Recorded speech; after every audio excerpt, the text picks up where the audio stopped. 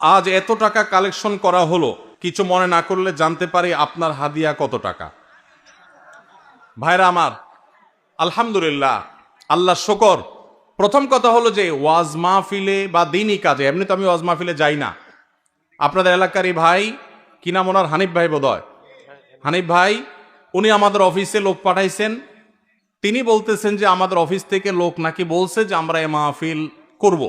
এটা বহু কয়েক মাস আগের কথা, আমাদের মনে নাই। যেহেতু ভাই বলছেন, মুসলমান তো মিথ্যা বলবে না, তাহলে হয়তো আমাদের কেউ বলছে। আমরা সেই ওয়াদা রক্ষা করার জন্য আসছি।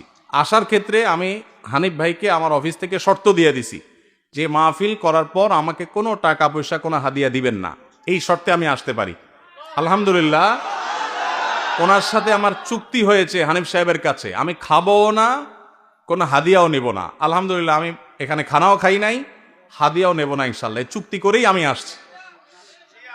কোনো জায়গায় কেউ যদি আমাদের পথ খরচ দেয় বা হাদিয়া দেয়, আলহামদুলিল্লাহ, আমরা যেখানে মানুষ খুব জোরাজোরি করে নেই। আর যদি কোনো মসজিদ মাদ্রাসা হয় বা দিনী প্রতিষ্ঠান হয়, সচরাচর আমরা চেষ্টা করি পথ বড়াটাও নিজের পকেট থেকে দিয়ে যাওয়ার।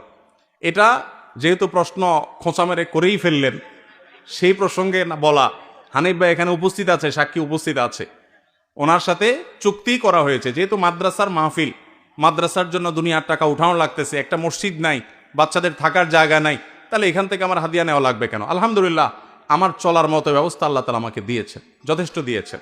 অতএব আপনারা বরং মসজিদের জন্য সহযোগিতা করবেন, জমির জন্য সহযোগিতা করবেন, করবেন তো ইনশাআল্লাহ? মাদ্রাসার ছাত্রদের থাকার ভালো ব্যবস্থা যেন হয়, সেজন্য সাহায্য করবেন, ঠিক আছে না ইনশাআল্লাহ? আর আমাকে হাদিয়া দেওয়া লাগবে না, ইমাম সাহেবদের বেতন বাড়াই দিয়েন। ইমাম সাহেবদের বেতন বাড়াই দিবেন তো ইনশাআল্লাহ? ইমাম সাহেবদের বেতন বাড়াই দেওয়ার তৌফিক আল্লাহ তাআলা আমাদেরকে দান করুন।